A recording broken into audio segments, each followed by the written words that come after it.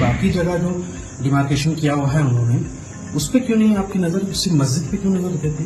BJP के B team के आदमी है।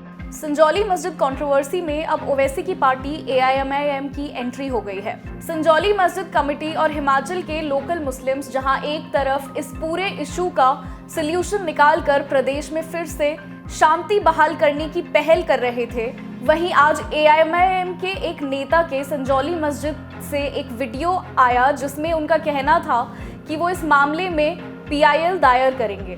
आपको याद होगा कि जब ये विवाद हुआ था उस समय हिमाचल के मुस्लिम पक्ष ने अपनी तरफ से पहल करते हुए ये सबमिशन दिया था कि वो खुद अवैध हिस्से को गिराने के पक्ष में है। ये मामला एक मस्जिद पर जितनी अलाउड है उससे अतिरिक्त मंजिलें बनाने का था, जिसका हिंदू पक्ष द्वारा विरोध किया गया। हिमाचल प्रदेश के पंचायती राज मंत्री अनिरुद्ध सिंह ने जब विधानसभा में ये मुद्दा उठाया तो पूरे देश में ये बात फैल गई और ओवैसी ने कांग्रेस पार्टी को कम्युनल यानी सांप्रदायिक भी बताया।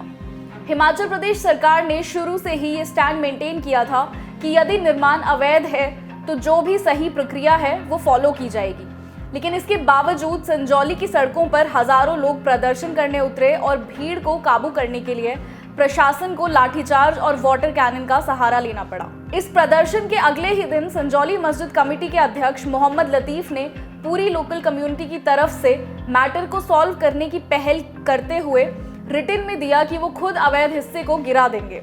ये मैटर आज फिर से सुर्खियों में है क्योंकि आज ओवैसी की पार्टी AIMIM के एक नेता शोएब जमाई ने मस्जिद के अंदर से एक वीडियो साझा की है जिसमें उनका कहना है कि आसपास की बिल्डिंग्स पर भी मस्जिद जितनी मंजिलें मौजूद हैं, लेकिन सिर्फ मस्जिद को ही टारगेट किया जा रहा है। उनका आगे कहना था कि लोग अपने आप डिसाइड नहीं कर सकते कि क्या लीगल है और क्या इलीगल है। उन्होंने ये भी कहा कि वो PIL रजिस्टर करेंगे कोर्ट में और दिल्ली के वकीलों का सहारा लेंगे। सुनिए उन्होंने क्या कहा। अच्छा, आप देखिए जितनी हाइट पे ये मस्जिद है लगभग उसी हाइट पे ये दूसरी भी बिल्डिंग है, क्या आप देख सकते हैं। उधर दिखाई, इधर जितनी हाइट पे ये मस्जिद की बिल्डिंग है उतनी हाइट पे ये दूसरी भी बिल्डिंग है। वो आप झंडा लगा हुआ देखें, आप बताइए उससे ज्यादा हाइट है।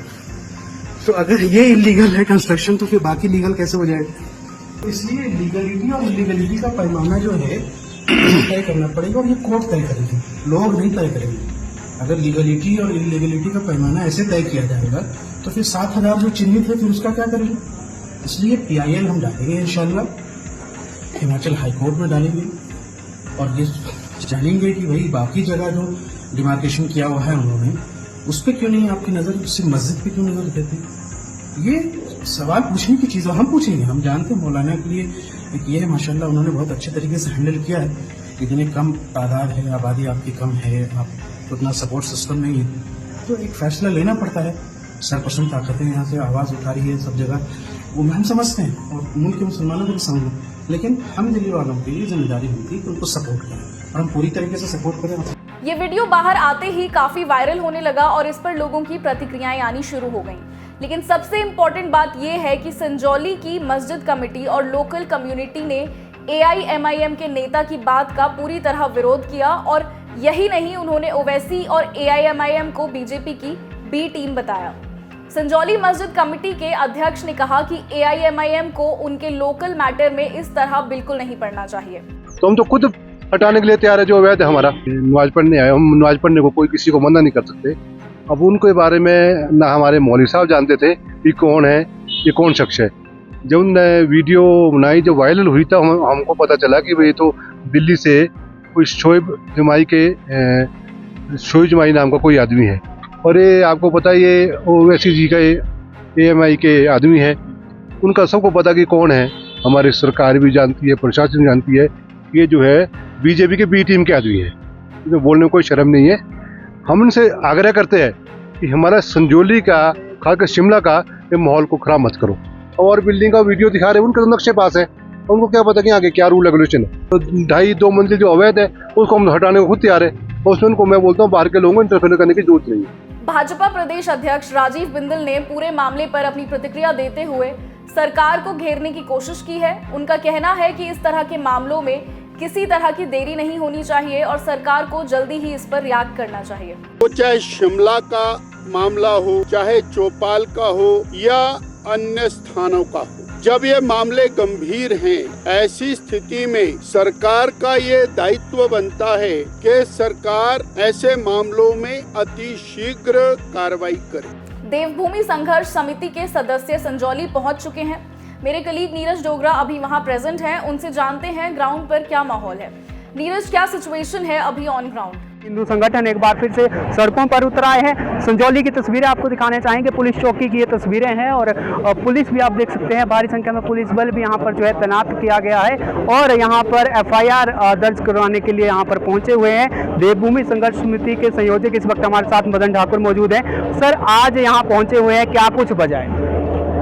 जैसे कि आपने को आज विषय सुबह हमें मिला कि हिमाचल प्रदेश की जो संजौली की मस्जिद है वहाँ पे एक कोई बाहरी व्यक्ति आके जिस प्रकार का जिसने वो जो कृत्य किया और हमारी सभी हिंदुओं की भी भावनाओं को आहत किया है, तो उसी विषय में हम लोग यहाँ पे आके थाना SHO साहब से भी निवेदन किया, ASP साहब भी यहाँ पे थे, उनसे निवेदन किया कि उस व्यक्ति के ऊपर जिस प्रकार से उन्होंने वो कृत्य किया है, जिस प्रकार से उसने हमारी भावनाओं को ठेस पहुँचाई है, उसके ऊपर केस करके उसको ऊपर उस जघन्य अपराध की सजा दी जाए, उसको जल्द से जल्द गिरफ्तार करके जेल की सलाखों में डाला जाए, उसके ऊपर केस चलाया जाए। क्योंकि हिमाचल प्रदेश शुरू से एक शांत प्रदेश रहा है, जिस प्रकार का यहाँ पे रहे, इसमें यहाँ पे हर प्रकार के लोग हैं, परंतु जो बाहरी लोग आके यहाँ पे इस हर एक मामले में तूल राजनीतिक बनाने की कोशिश करते हैं, आपसी भाईचारों को, सौहार्द को बर्बाद करने की जो कोशिश करते हैं, मैं चाहता हूँ कि हिमाचल प्रदेश का वैसा ही भाईचारा बना रहे, आपस में सभी लोग सौहार्दपूर्ण रहे।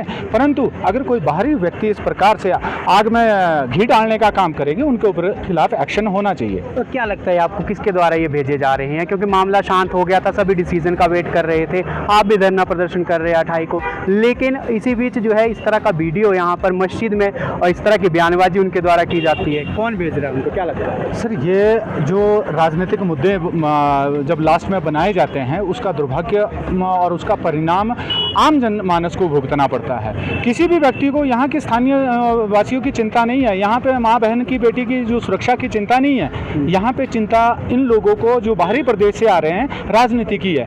आज चिंता इस बात की है कि मुसलमानों का नेता कौन बने। आज इनको चिंता हो रही है कुछ एक हिमाचल प्रदेश में कि मुसलमानों का समर्थक कौन कितना बढ़े कि मैं इतना बड़ा लीडर बन जाऊं।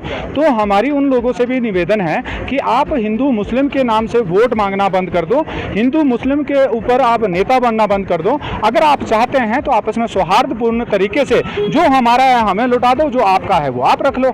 इस प्रकार की अगर प्रथा हिमाचल प्रदेश में शुरू करेंगे तो कहीं भी ना झगड़े होंगे, ना कोई विरोध प्रदर्शन हो। और ये हिमाचल प्रदेश का इतिहास रहा, कभी यहाँ पे कोई ना रैलियां होती थी, ना यहाँ पे विरोध प्रदर्शन होते हैं, ना यहाँ पे निहत्तों पे लाठियां चलती थी। परंतु ये नया व्यवस्था परिवर्तन जो हुई है वो देखने वाली चीज है। लेकिन सरकार ने जिस तरह से विधानसभा में कहा था कि स्ट्रीट वेंडर पॉलिसी बनाएंगे यहाँ पर, उसको लेकर कमेटी का गठन कर दिया गया है, उसको लेकर कमेटी यहाँ पर बना दी गई, आने वाले दिनों में पॉलिसी भी नियुक्त कर दी जाएगी। सरकार तो अपना कार्य कर रही है, कमी कहाँ लग रही है आपको? सर, पॉलिसी तो, कानून तो धर्मांतरण के ऊपर भी बनाया गया था, स्वर्गीय राजा वीरभद्र सिंह जी ने कानून बनाया था। पर आप देखते होंगे 3-4 दिन पहले 2 लड़कियां माल रोड पे शरेआम दूसरे व्यक्ति को धर्मांतरण के लिए प्रेरित कर रही है, जिसके लिए पुलिस ने FIR तक नहीं की, जिसके लिए एक संज्ञान तक नहीं लिया गया। तो दुर्भाग्य है ना, ये जो कमेटियां बनती है ये सिर्फ कागजों में रहती है। अगर असली मायने में ये कमेटियां जमीनी स्तर पे काम करती तो आपको ये सारी जो दुर्भाग्यपूर्ण चीजें हैं ये ना मिलती। यहाँ पे अगर सुरक्षा की बात करते हैं, अगर सुरक्षा जितनी मस्जिद को दी गई थी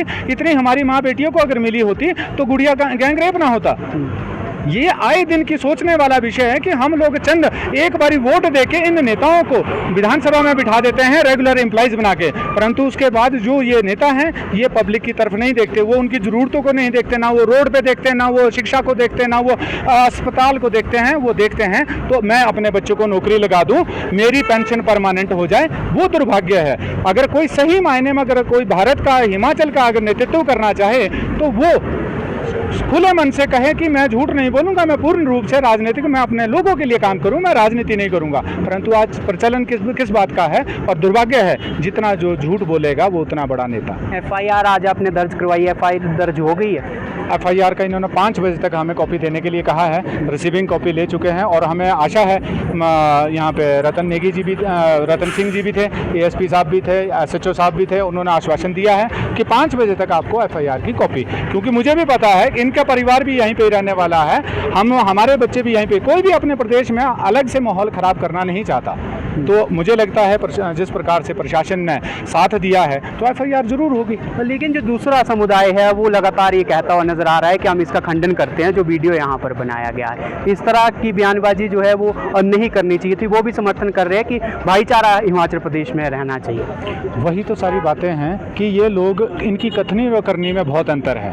ये लोग कहते हैं कि हम लोग मस्जिद तोड़ते हैं, आओ ना भाई हम भी साथ चलते हैं, तुम्हारा साथ देते हैं मस्जिद तोड़ने में, करो ना शुरू बात है। हिंदुओं को भी तब हिंदू मुस्लिम भाईचारा तब चलेगा ना, हम दोनों चलते हैं, सभी लोग चलते हैं हिंदू मुस्लिम इकट्ठे होकर, तुम्हारी हेल्प करेंगे ना मस्जिद तोड़ने में। परंतु कथनी व करनी में बहुत अंतर है। ये लोग बोलते कुछ हैं और जब वो बोलेंगे ना सौहार्द की बात तो ये दंगे करने के लिए, आजकल नीचे से दुनिया भर के जो यूपी से स्पेट टोपी छोटा पजामा पहन के जो लोग आ रहे हैं, रात रात को आ रहे हैं, क्यों आ रहे हैं? संजौली में ही सभी लोग यहाँ पे मस्जिद में नमाज अदा करनी है, क्यों और मस्जिदें नहीं है? हिमाचल प्रदेश में 530 मस्जिदें बनाई, 250 मस्जिदें आपने कोरोना काल में बनाई, अन्य जगह नहीं बन सकती। नहीं, संजौली में जहाँ पे कंट्रोवर्शियल हुआ है, जहाँ पे बात इलीगल की थी, वहाँ पे इन लोगों ने करना है। और बात आई प्रदेश सरकार की किसी भी प्रकार के निर्णय की, तो मैं खुशी होगी अगर आज भी अगर सरकार इस निर्णय को देखते हुए 5 तारीख को निर्णय लेती है और उस मस्जिद को गिराती है जो अवैध है। क्योंकि हम लोग तो आज भी सुनते हैं, जो अनिरुद्ध जी ने कहा कि वो सरकार तो हिमाचल प्रदेश सरकार की जगह है, तो हम तो बात लेके अब उसमें वो किस प्रकार की कुताही, किस प्रकार की लिपापोती उसमें चल रही है, वो तो सरकार जाने। और 5 तारीख को पता लगेगा कि आगे क्या होने वाला है। 28 तारीख को एक आप धरना प्रदर्शन करने वाले हैं। अब जो जिस तरह से ये मामला तूल पकड़ता हुआ नजर आ रहा है, क्या उसमें बदलाव देखने के लिए मिलेगा? क्या विशाल धरना होगा उस दिन? नहीं, हम लोग 28 तारीख को पूर्व विशाल भी हो सकता है, परंतु शांतिपूर्व तरीके से हम किसी भी प्रकार की सरकारी प्रॉपर्टी को नुकसान नहीं पहुंचाएंगे। हम आराम से अपनी बात को DC महोदय, SP महोदय और कमिश्नर महोदय तक के मकानों तक पहुंचाएंगे और उम्मीद करेंगे कि जो 5 तारीख को निर्णय जो आए वो किस प्रकार का वो निर्णय लेंगे, उसके लिए उनके सामने समक्ष हम लोग जाएंगे। क्योंकि अभी तक हमने किसी भी व्यक्ति ने उनके समक्ष जाके कोई बातचीत नहीं की, तो हमारा निर्णय यही है। और हम लोग किसी भी पक्ष में ये नहीं है कि हम लोग प्रदेश का माहौल ख़राब करें, हम झगड़ा करें किसी सरकारी प्रॉपर्टी, क्योंकि हम लोग टैक्स देते हैं। ये लोग बड़े भाई का कुर्ता और छोटे भाई का पजामा पहन के जो आते हैं ना, ये कोई टैक्स नहीं देते। ये हिमाचल प्रदेश में आज भी ना ये GST देते ना ये टैक्स देते। टैक्स हम आप लोग देते हैं, हमें अपने टैक्स की दी हुई प्रॉपर्टी को नुकसान नहीं पहुंचाना है। और मैं सभी से आपके माध्यम से भी निवेदन करूंगा, अब 28 तारीख को आएँ, परंतु कोई भी सरकारी प्रॉपर्टी को नुकसान नहीं पहुंचाएगा। बहुत बहुत धन्यवाद हमारे से बातचीत करने के लिए। तो ये थे हमारे साथ देवभूमि संघर्ष समिति के संयोजक। साफ तौर पर कहना है कि 28 तारीख को जो है DC ऑफिस शिमला के बाहर धरना प्रदर्शन किया जाएगा। शांतिपूर्वक जो है ये धरना प्रदर्शन रहने वाला है। अपने सहयोगी संजू चौधरी के साथ नीरज डोगरा, समाचार फर्स्ट, शिमला। AIMIM का ये जो इंटरफेरेंस है हिमाचल प्रदेश में, इस पर आपकी क्या राय है? और संजौली मस्जिद कमेटी ने जिस तरह AIMIM के इंटरफेरेंस का खंडन किया है, उसे आप किस तरह देखते हैं? कमेंट्स में ज़रूर शेयर करिएगा।